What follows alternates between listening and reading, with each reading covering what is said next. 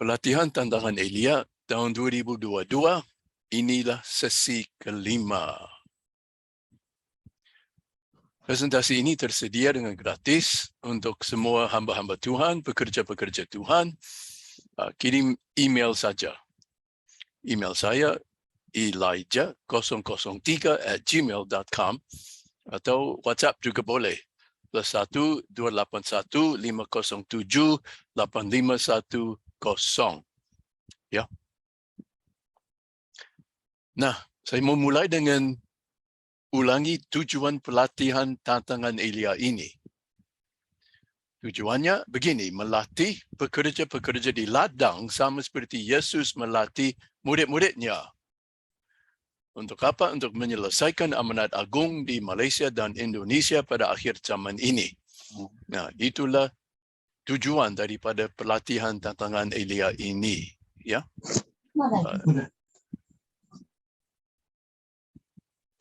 Jadi, kita belajar menyembuhkan orang sakit. Bukan hanya untuk menyembuhkan orang yang sudah percaya saja.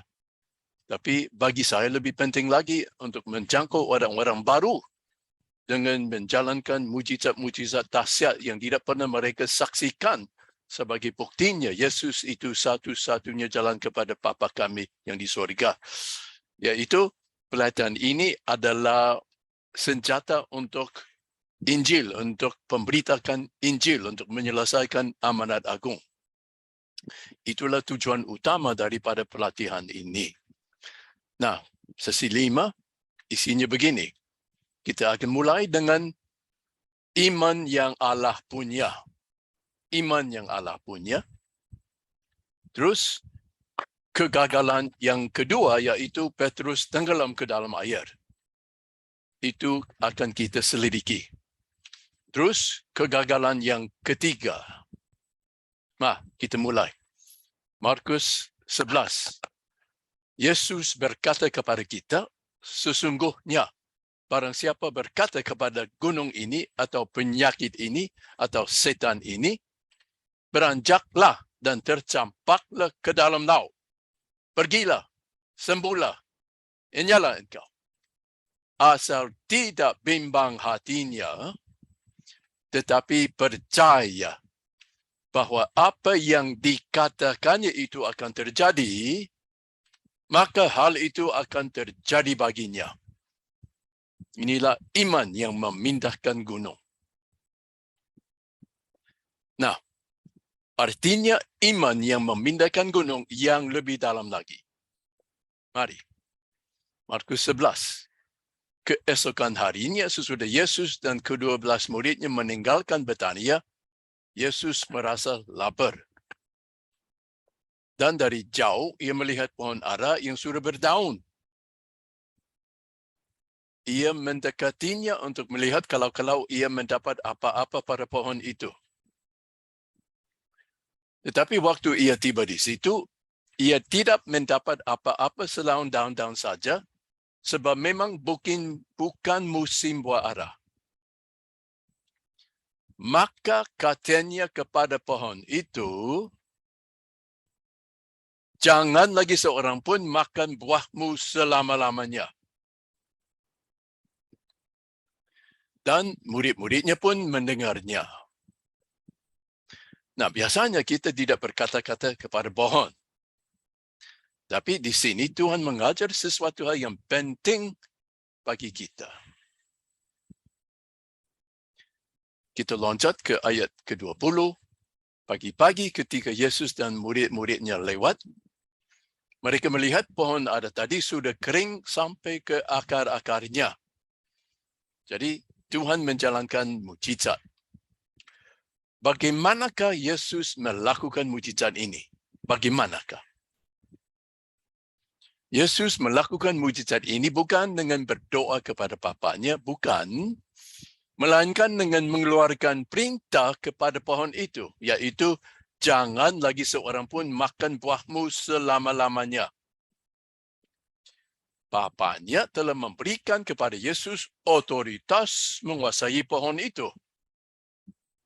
Yesus mau supaya pohon itu mati, jadi dia perintahkan dia mati, dan pohon itu tunduk. Dia mati.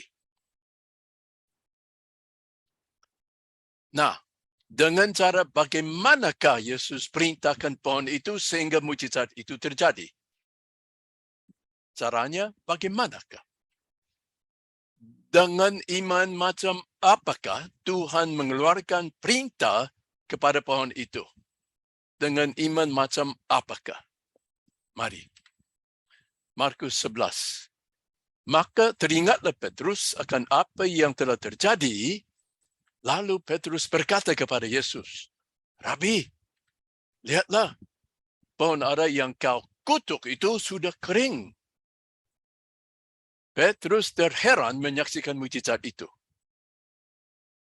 Nah, pada ayat yang berikutnya, Yesus menyatakan bagaimana dia menjalankan otoritas untuk melakukan mujizat itu.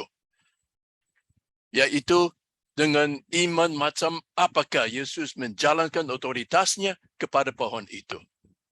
Mari, ayat kedua-dua.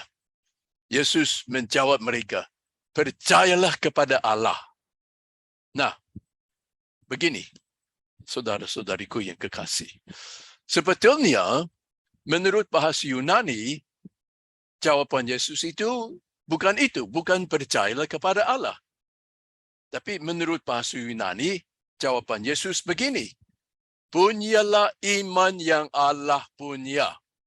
Itulah jawaban Yesus yang tepat menurut bahasa Yunani.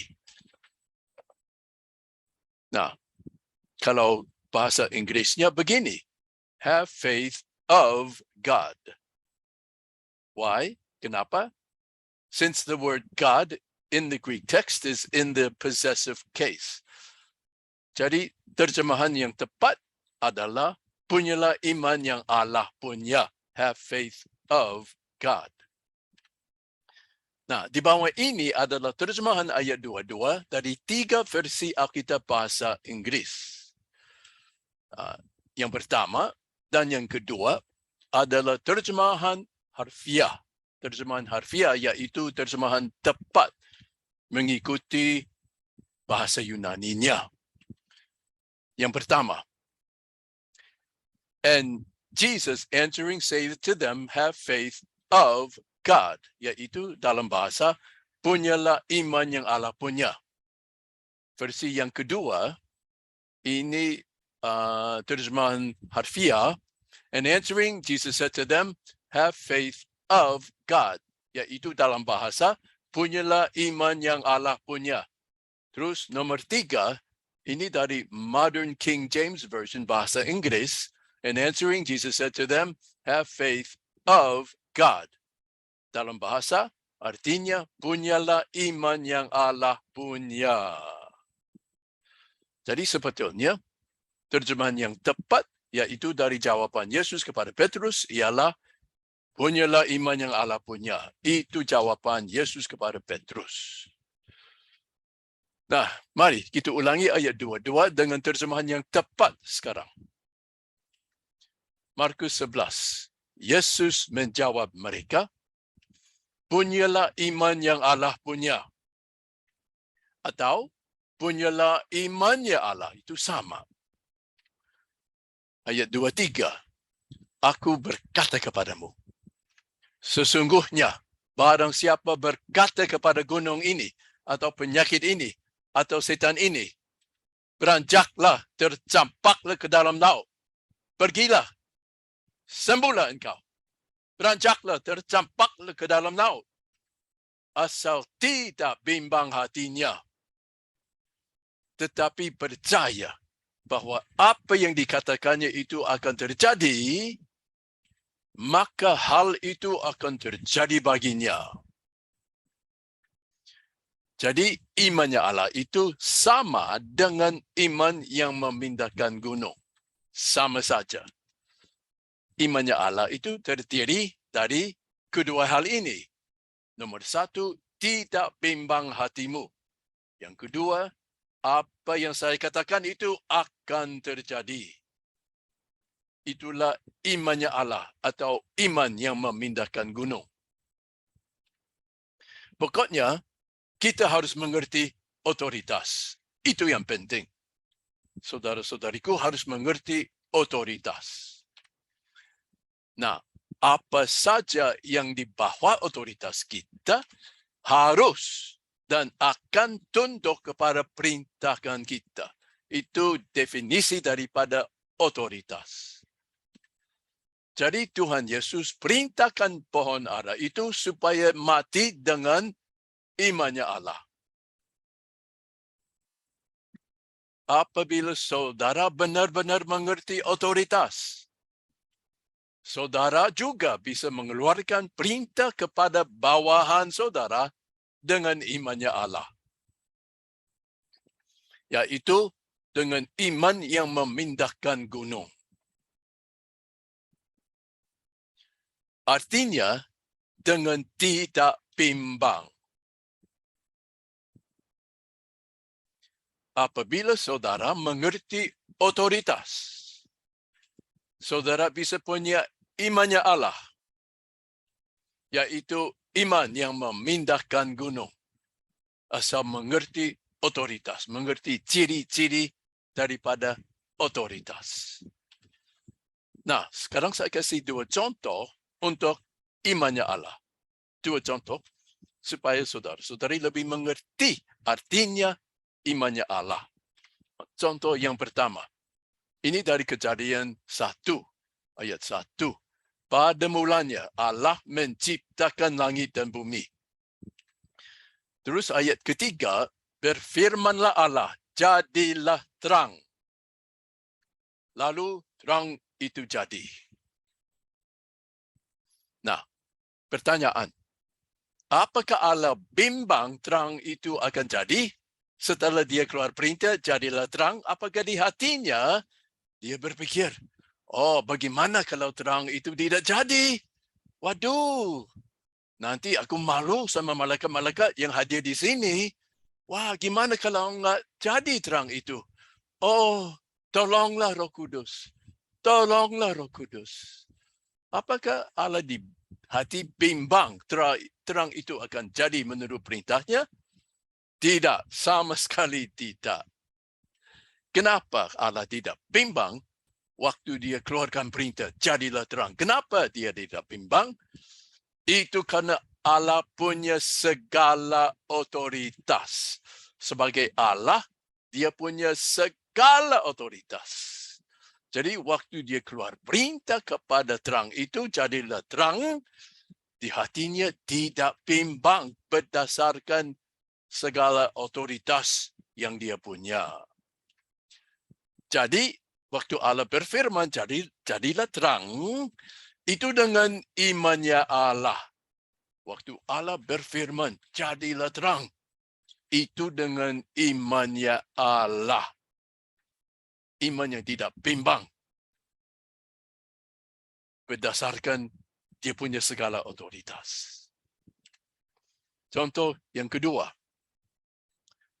Di sini Yesus membangkitkan Lazarus yang sudah meninggal. Yohanes 11 ayat 42. Berserulah Yesus dengan suara keras. Lazarus, marilah keluar.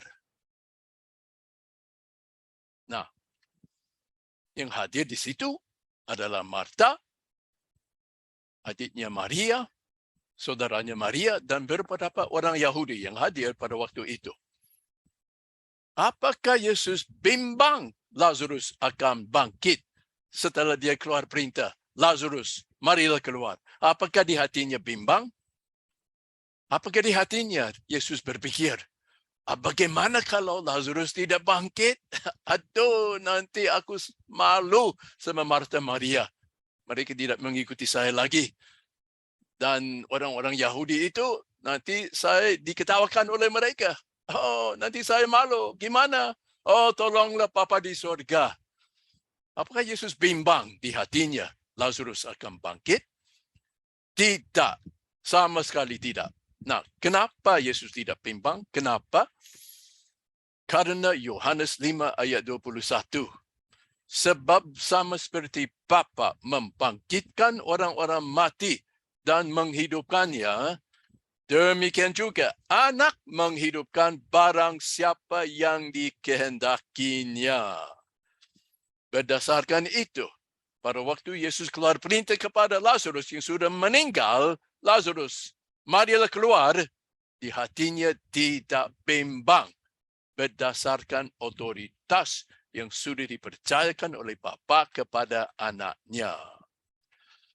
Jadi, Yesus mengeluarkan perintah, Lazarus, marilah keluar dengan imannya Allah. Berdasarkan otoritas yang Bapa Allah telah memberikan kepadanya untuk membangkitkan orang mati. Orang mati yang mana saja yang dia mau bangkitkan, dia punya kuasa untuk menjalankannya. Nah, artinya iman kepada Allah itu berbeda. Iman kepada Allah itu berbeda dengan imannya Allah. Berbeda jauh. Begini, kalau iman kepada Allah artinya kita menantikan Tuhan yang bertindak. Dan Tuhan yang memindahkan gunung itu. Itu artinya iman kepada Allah. Jadi begini, di mana kita tidak diberi otoritas oleh Tuhan, jelas kita harus beriman kepada Tuhan dan menantikan Tuhan yang bertindak. Di mana kita tidak dikasih otoritas. Jelas kita harus beriman kepada Tuhan. Menantikan Tuhan yang bertindak. Tetapi di mana kita sudah diberi otoritas oleh Tuhan, kita harus bertindak dengan imannya Allah. Imannya Allah artinya kita yang bertindak dengan keluar perintah kepada gunung atau penyakit atau setan itu tanpa ragu-ragu, tanpa bimbang. Itulah imannya Allah. Yaitu dengan iman yang memindahkan gunung. Tetapi oleh karena kita belum mengerti otoritas, kita belum diajar tentang imannya Allah, mujizat dalam penginjilan jarang. Itu akibatnya. Kita dilumpuhkan dan kita tidak berhasil dan juga kurang berani memberitakan Injil kepada suku-suku di Malaysia dan di Indonesia yang belum terjangkau. Jarang ada mujizat dalam penginjilan, dalam misi. Jarang ada mujizat. Termasuk waktu kita mau menjangkau saudara sepupu kami, jarang sekali kita menyaksikan mujizat. Kenapa? Kerana kita belum diajar tentang otoritas. Kita belum mengerti imannya Allah. Iman yang memindahkan gunung. Akibatnya, kita belum menyelesaikan amanat agung di Malaysia dan di Indonesia. Boleh dikatakan, imannya Allah itu sama dengan iman yang memindahkan gunung. Yesus melakukan mujizat itu, yaitu mengutuki pohon ara itu dengan menjalankan otoritasnya, dengan memerintahkan pohon itu mati, dengan imannya Allah atau iman yang memindahkan gunung. Jadi begini, imannya Allah. Tidak bimbang hatimu, apa saja yang saya katakan harus dan akan terjadi. Kerana aku sudah diberi otoritas oleh Tuhan melakukan hal ini. Nah, iman seperti biji sesawi. Mari. Bukan iman sebesar biji sesawi, itu terjemahan yang salah. Terjemahan yang sebenarnya adalah iman seperti biji sesawi. Iman dengan ciri-ciri seperti biji sesawi. Mari. Nah, di tangan saya itu satu biji sesawi. Ya. Bagaimana ciri-cirinya? Sebiji sesawi hampir tidak nampak. Itu ciri-ciri daripada sebiji sesawi. Hampir tidak nampak, tetapi dapat menghasilkan tanaman yang sangat nampak dan sangat berhasil.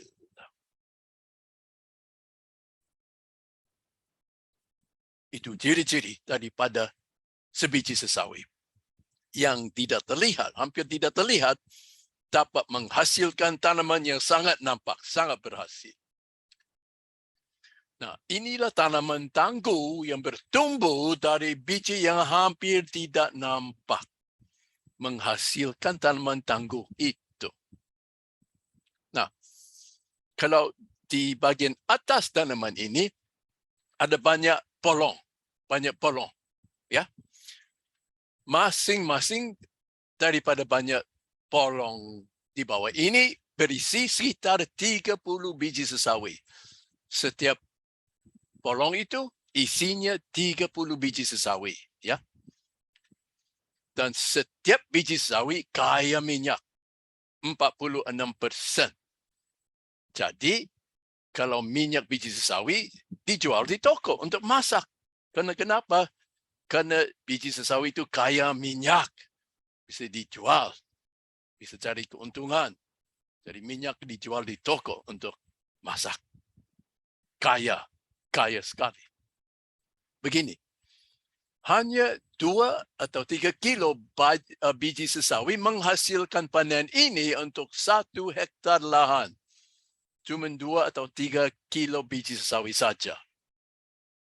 Sebaliknya, dibutuhkan 100 kilo gandum untuk menghasilkan panen yang sama. Panen ini untuk 1 hektar lahan perlu 100 kilo gandum. Kalau biji sesawi, hanya 2 atau 3 kilo saja yang perlu. Nah, oleh karena itu, biji sesawi itu kaya sekali dan dikemas dengan banyak sekali potensi. Biji itu bisa sangat bermanfaat dan sangat produktif. Tetapi begini, benih itu hampir tidak terlihat dan memiliki sedikit substansi fisik luar. Hampir tidak kelihatan. Demikian juga, saya ulangi, demikian juga iman tidak terlihat. Iman tidak memiliki substansi fisik. Tidak. Jadi iman itu seperti biji sesawi. Bukan sebesar biji sesawi, tapi iman itu seperti biji sesawi. Iman yang tidak kelihatan, seperti biji sesawi, hampir tidak terlihat. Iman itu seperti biji sesawi. Ciri-cirinya sama. Jadi iman, yaitu imannya Allah yang tidak terlihat, dapat menuai panen besar atau hasil yang sangat terlihat. Imannya Allah dapat memindahkan gunung.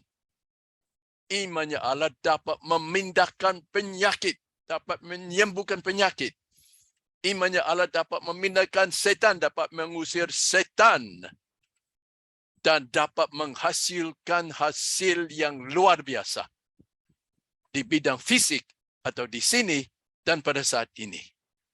Itu ciri-ciri daripada imannya Allah. Iman yang tidak kelihatan, itu seperti biji sesawi. Iman seperti biji sesawi. Bukan sebesar. Seperti biji sesawi. Dan apakah ciri-ciri imannya Allah? Atau iman yang memindahkan gunung? Apa ciri-cirinya? Imannya Allah tidak bimbang. Waktu saudara menyembuhkan orang sakit. Asal saudara mengerti otoritas yang Tuhan berikan kepadamu menguasai sakit penyakit dan setan-setan, saudara sama sekali tidak bimbang. Dan tidak ragu-ragu. Artinya otoritas begini. Bawahanmu, biarpun bagaimana, harus menaati perintahmu. Itu artinya otoritas. Dan saudara suruh diberi otoritas menguasai segala setan-setan dan menyembuhkan penyakit-penyakit. Markus 11. Yesus berkata, punyalah iman yang Allah punya. Sesungguhnya, barang siapa berkata kepada gunung ini, kepada penyakit ini, kepada setan ini, beranjaklah, tercampaklah ke dalam laut. Pergilah, sembuhlah engkau. Keluar dalam nama Yesus. Asal tidak bimbang hatinya, tetapi percaya bahwa apa yang dikatakannya itu akan terjadi, maka hal itu akan terjadi baginya. Kalau kita mengerti otoritas, kita boleh punya imannya Allah. Kalau bimbang, akibatnya kurang imannya Allah dan kita akan gagal.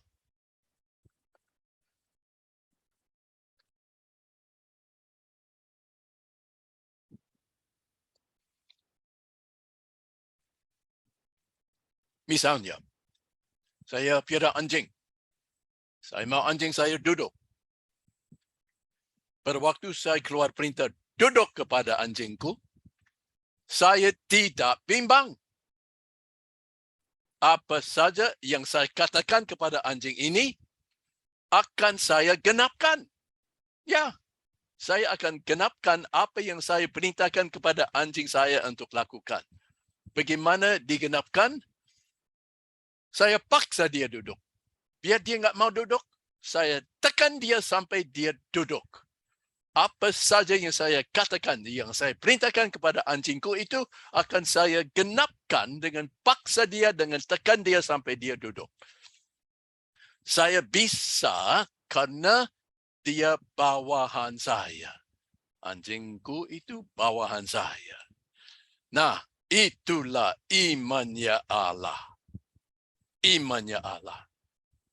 Apa saja yang saya perintahkan kepada bawahanku untuk melakukan, dia akan dan harus lakukan. Biar dia nggak mau, saya paksa dia melakukannya.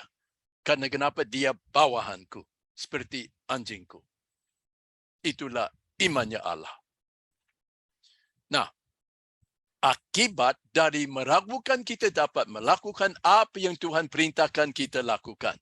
Bagaimana akibatnya kalau di hati kita ada bimbang? Kita belajar Petrus tenggelam ke dalam air. Kegagalan yang kedua sekarang. Kedua. Yang pertama, itu di Matius 17, di mana murid-murid gagal mengusir setan ayam dari anak. Itu kegagalan yang pertama yang sudah kita pelajari. Sekarang, kita belajar kegagalan yang kedua. Petrus mau berjalan di atas air. Petrus ada di dalam perahu di Danau Galilea pada waktu dia melihat Yesus berjalan di atas air. Matius 14. Lalu Petrus berseru dan menjawab Yesus, Tuhan, apabila engkau itu, suruhlah aku datang kepadamu berjalan di atas air. Jadi Petrus kagum melihat Yesus berjalan di atas air. Dan Petrus juga ingin berbuat yang sama. Tetapi sebelum Petrus memberanikan diri turun dari perahu, dia menunggu perintah dari Tuhan Yesus dulu untuk datang kepadanya berjalan di atas air. Petrus sangat bijaksana. Di sini Petrus bijaksana. Kenapa? Begini. Sebelum dia memberanikan diri menjalankan mujizat ini, yaitu turun dari perahu, berjalan di atas air, sebelumnya Petrus tunggu perintah dari Tuhan untuk melakukannya. Tunggu perintah dulu. Bagaimana akibatnya?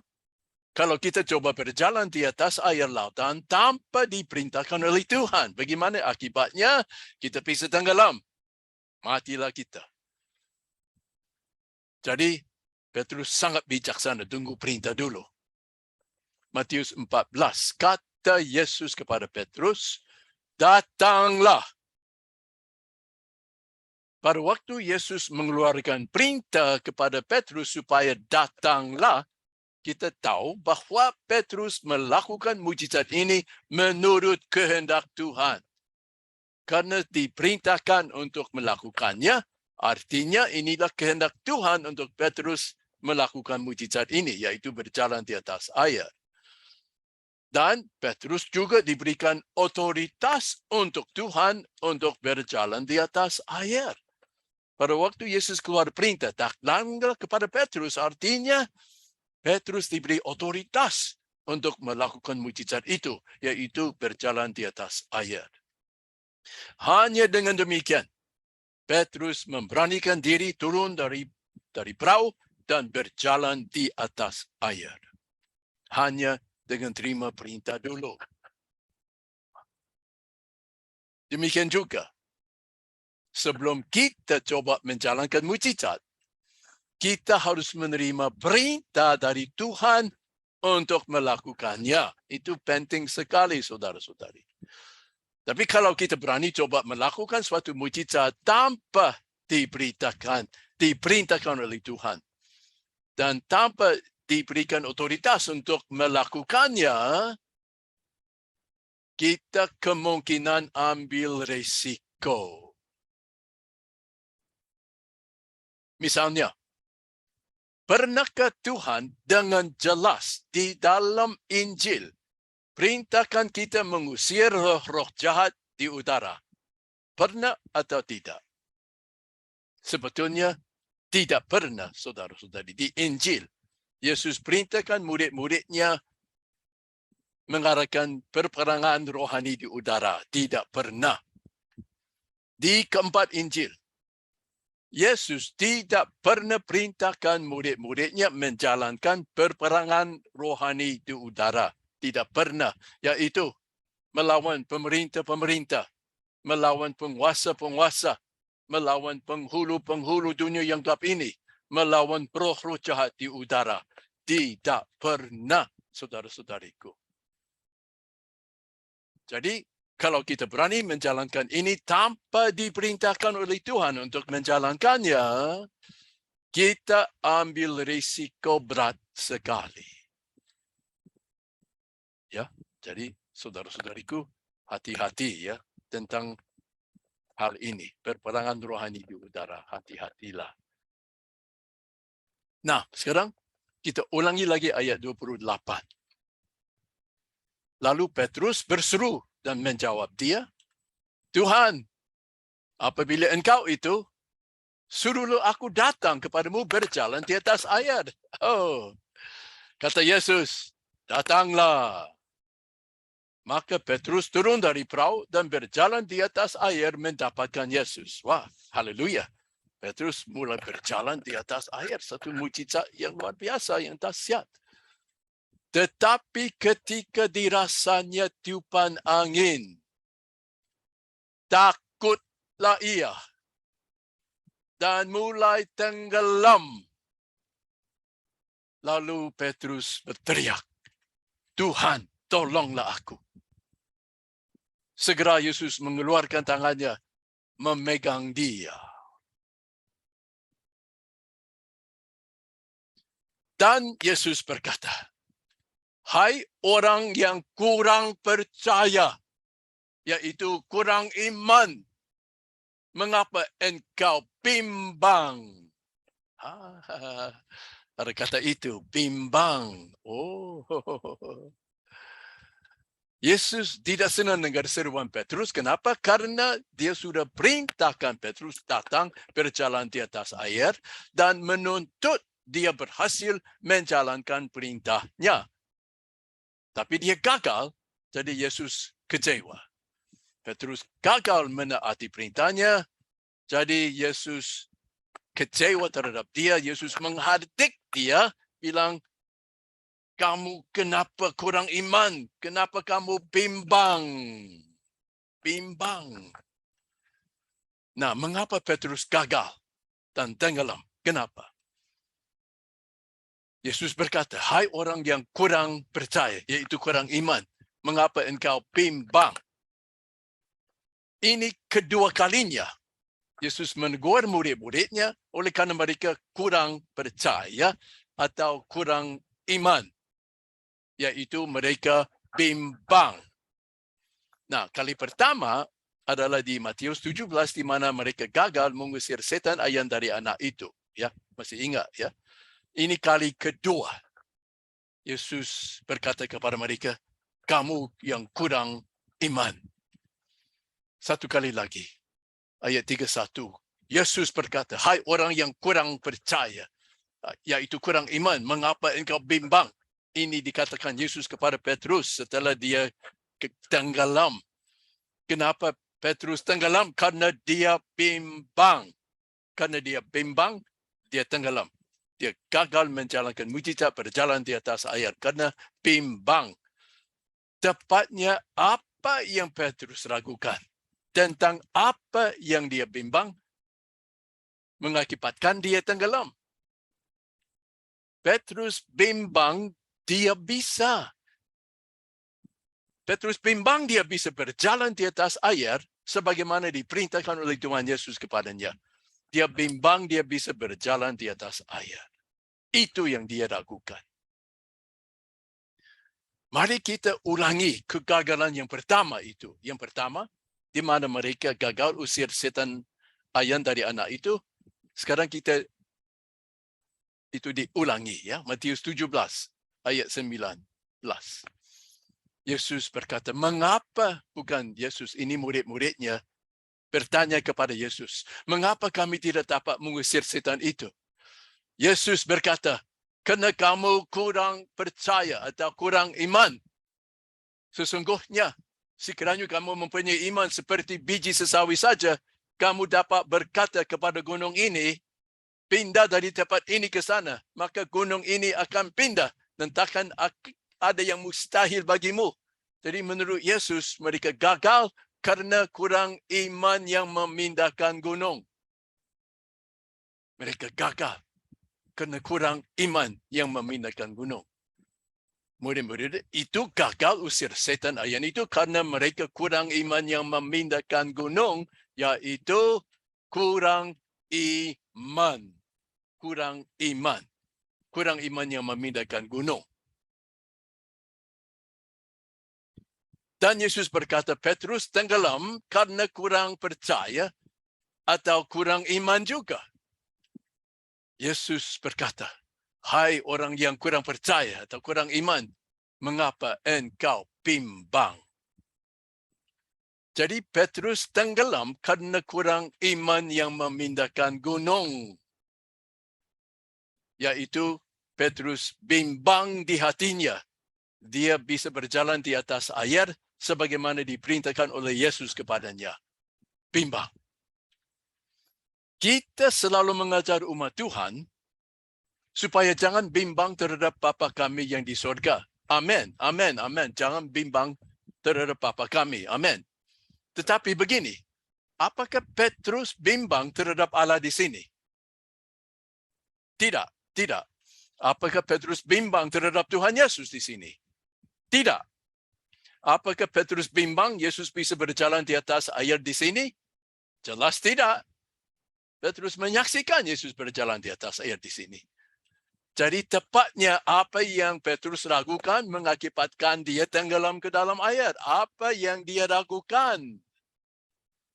Karena Petrus bimbang dia sendiri bisa berjalan di atas air sebagaimana diperintahkan Yesus. Boleh dikatakan Petrus kurang imannya Allah. Atau iman yang memindahkan gunung. Kalau kita bimbang, itu artinya kurang imannya Allah. Imannya Allah begini. Markus 11. Yesus menjawab mereka. Punyalah iman yang Allah punya. Sesungguhnya barang siapa berkata kepada gunung ini, atau penyakit ini, atau setan ini, beranjaklah, tercampaklah ke dalam laut, pergilah. Sembuh engkau. Asal tidak bimbang hatinya. Tetapi percaya bahawa apa yang dikatakannya itu akan terjadi, maka hal itu akan terjadi baginya. Petrus di sini bimbang dia bisa berjalan di atas air sebagaimana diperintahkannya oleh Yesus, maka dia gagal. Hal itu tidak terjadi baginya. Karena kenapa? Hatinya bimbang. Jadi Petrus gagal dan tenggelam oleh karena dia kurang imannya Allah. Hatinya bimbang, dia bisa berjalan di atas air sebagaimana diperintahkan oleh Tuhan. Imannya Allah dan bimbang adalah lawan kata. Imannya Allah dan bimbang adalah lawan kata. Jadi musuh kita, saudara-saudari, adalah bimbang di hati kita. Itulah musuh kita. Itu yang menyebabkan kita gagal menyembuhkan orang sakit, usir setan, menjalankan perintah-perintah Tuhan. Nah, iman kepada Allah. Iman kepada Allah artinya begini. Saya yakin Tuhan bisa melakukannya. Kita semua harus punya iman kepada Allah. Bagi Tuhan tidak ada yang mustahil. Kita semua harus punya iman kepada Allah. Jelas. Tapi imannya Allah itu berbeda. Imannya Allah begini. Saya yakin saya bisa melakukannya. Kenapa? Karena saya diberi otoritas dan kesanggupan oleh Tuhan dan diperintahkan oleh Tuhan untuk melakukannya. Nah, itulah artinya daripada imannya Allah. Saya yakin saya bisa melakukannya. Saya tidak bimbang. Tuhan berikan kepadaku otoritas untuk usir setan, menyembuhkan orang sakit. Saya yakin saya bisa menaati perintahnya untuk menyembuhkan orang sakit waktu saya beritakan Injil kepada orang yang belum percaya.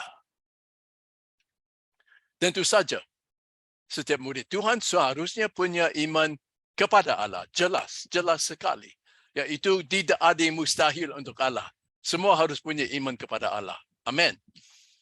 Apakah setiap murid juga seharusnya punya imannya Allah untuk menaati perintah-perintahnya seperti menyembuhkan orang sakit, mengusir setan-setan, dan untuk melayani dia secara efektif sehingga takkan ada yang mustahil bagi saudara?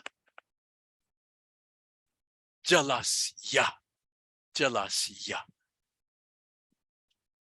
Tuhan menjalankan yang mustahil melalui murid-murid yang punya imannya Allah. Tuhan menjalankan yang mustahil, mujizat melalui murid-murid yang punya imannya Allah. Matius 17. Sesungguhnya sekiranya kamu mempunyai iman seperti biji sesawi saja, kamu dapat berkata kepada gunung ini, kepada setan ini, kepada penyakit ini, pindah dari tempat ini ke sana. Maka gunung ini akan pindah, orang sakit akan sembuh, setan akan keluar, dan takkan ada yang mustahil bagimu, bagi saudara-saudari. Takkan ada yang mustahil bagimu, hamba-hamba Tuhan, pekerja-pekerja Tuhan, murid-murid Yesus. Tidak ada yang mustahil bagimu untuk jalankan bagi kemuliaan Tuhan, untuk membawa banyak jiwa-jiwa kepada Tuhan.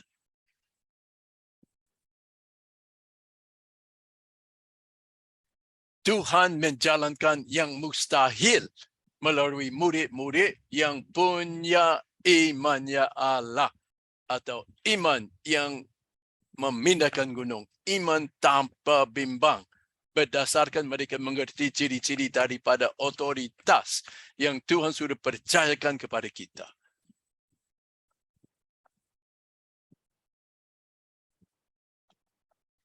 Tidak cukup kita turun dari perahu saja, ya. Ya, kalau Tuhan perintahkan kita, ya, kita menaati, perintahnya kita turun dari perahu, ya.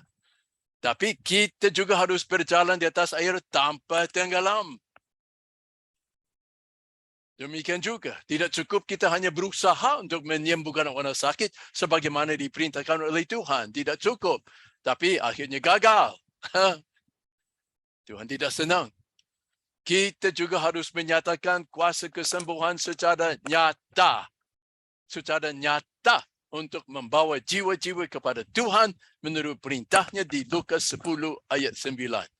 Iaitu, sembuhkanlah orang-orang yang ada di situ dan katakanlah kepada mereka, kerajaan Allah sudah dekat padamu.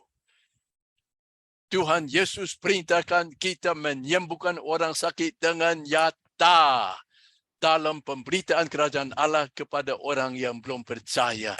Mujizat-mujizatnya harus nyata.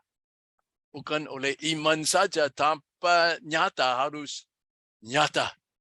Kalau dijalankan dengan iman yang memindahkan gunung, dengan imannya Allah, mujizat-mujizat itu akan dinyatakan dan membawa banyak jiwa-jiwa kepada Tuhan.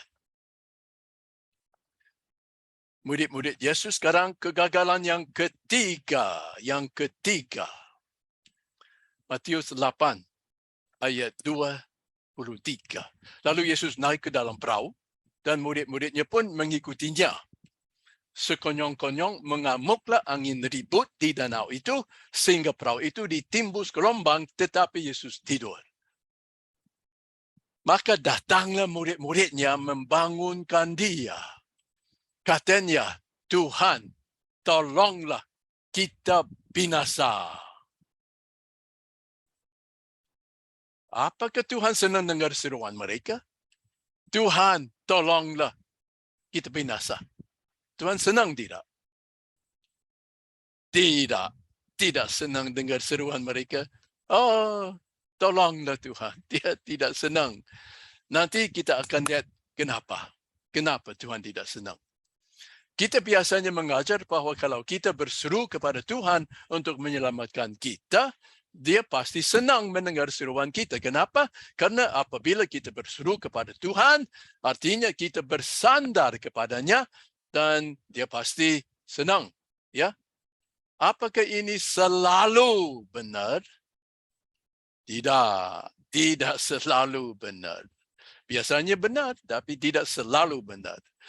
Terus, Matius 8, Yesus berkata kepada mereka, mengapa kamu takut? Ini waktu mereka ada di Danau Galilea dan timbul satu angin ribut. Ya, ia berkata kepada mereka, mengapa kamu takut?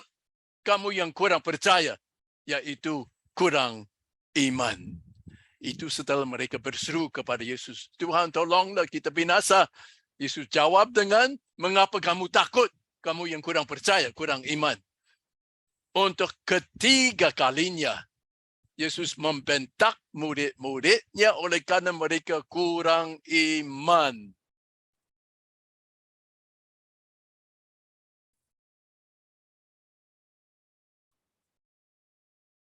Jadi murid-muridnya seharusnya ambil tindakan apa di sini? Seharusnya Tuhan mereka mau gimana? Kalau tidak berseru kepadanya untuk mereka diselamatkan, seharusnya mereka ambil tindakan apa? Nanti kita akan lihat. Lalu bangunlah Yesus menghardik angin dan danau itu dengan pakai otoritas. Dia keluar perintah menghardik angin dan danau itu, maka danau itu menjadi teduh sekali.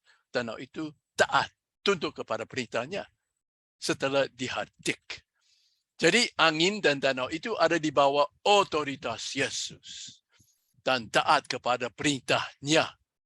Dia perintahkan danau itu diam dan danau itu tunduk. Tunduk setelah dihardik. Dengan apa? Dengan iman yang memindahkan gunung. Danau itu taat kepada perintahnya. Ayat 27. Dan heranlah orang-orang itu katanya, orang apakah dia ini? Sehingga angin dan danau pun taat kepadanya. iman macam manakah yang kurang pada mereka? Kan Yesus berkata, kamu orang yang kurang percaya, yang kurang iman. Apa maksudnya? Iman macam manakah yang kurang pada mereka? Iman yang kurang di sini sama dengan iman mereka yang kurang pada kegagalan yang pertama dan yang kedua, yaitu iman yang memindahkan gunung. Pada kegagalan yang ketiga ini, mereka kurang iman, yaitu iman yang sama yang mereka kurangi pada kegagalan yang pertama dan yang kedua. Mereka kurang iman yang memindahkan gunung, yaitu mereka kurang imannya Allah. Jadi, Tuhan ingin mereka ambil tindakan apa di sini? Tuhan mau mereka berbuat apa di sini? Kalau tidak berseru kepada Tuhan menyelamatkan mereka, Tuhan mau mereka ambil tindakan apa? Kita akan menjawab pertanyaan ini pada sesi 6 minggu depan. Jadi saudara-saudari, balik kembali minggu depan. Satu kesaksian. Ini terjadi bulan Agustus yang lalu, waktu saya dan tim saya ada di Indonesia. Kami membawa pelatihan tantangan Elia di 4 daerah di Indonesia, salah satunya di Lombok. Ya. Di Lombok, tim kami mereka keluar untuk menyembuhkan orang sakit dan memberitakan Injil. Mereka bertemu dengan seorang Muslim. Orang Muslim ini 17 tahun yang lalu lagi pancing ikan, dia jatuh dari perahu dan ya kakinya terluka sampai dia nggak bisa berjalan lagi. Kalau berjalan harus dengan alat pembantu berjalan, baru dia bisa berjalan. Jadi mereka bertemu dengan orang ini, mereka menyembuhkan dia dan memberitakan Injil kepadanya. Orang ini setelah dilayani dengan otoritas dan tenaga kesembuhan, dia mulai sembuh. Harus dilayani pertama kali, ada kemajuan. Terus dilayani satu kali lagi, lebih maju lagi. Setiap kali dilayani, makin baik, makin baik. Akhirnya orang ini ambil keputusan. Dia mau percaya kepada Isa sebagai Tuhan dan Juru Selamat. Dan dia mau dibaptis. Ini pembaptisannya. Ini pembaptisannya. Nah, kemungkinan karena tidak ada kolam untuk pembaptisan, jadi terpaksa orang ini dibaptis di kamar mandi. Daripada pakai pembaptisan selam, dia disiram air dengan gayung saja sebagai pembaptisannya. Mempermandikan Sipkoh Pak Sugianto, memohonkan ampun atas segala dosa dan kesalahannya, dan memohon supaya Allah dalam nama Isa Al-Masih mengampuni semua dosa-dosanya. Aku Sipkoh engkau dalam nama Allah, dalam nama Isa Al-Masih, dan dalam nama Roh Suci.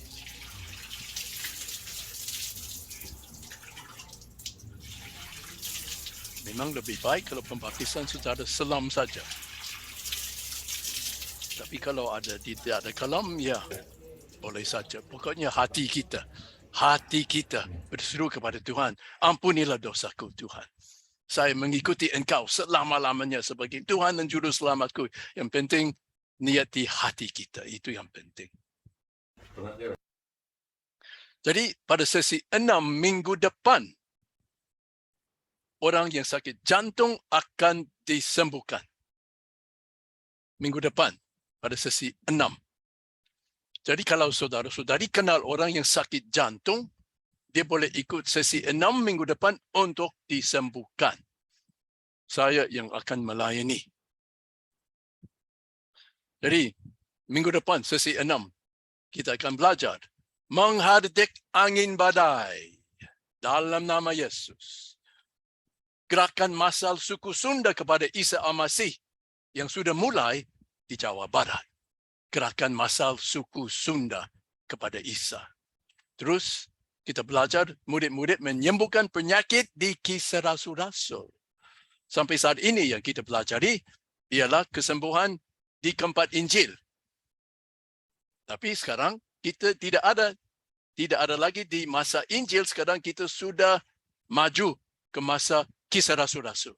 Jadi penting sekali kita belajar bagaimana murid-murid Yesus menyembuhkan orang sakit di Kisah Rasul-Rasul setelah Roh Kudus turun dan mereka semua kepenuhan Roh Kudus.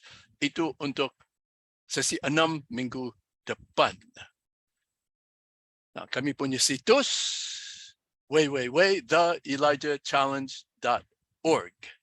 Memang dalam bahasa Inggris, tapi kalau pakai Google Translate, itu bisa diterjemahkan ke dalam bahasa pakai Google Translate. Ya. Jadi sekali lagi email saya elijah003@gmail.com.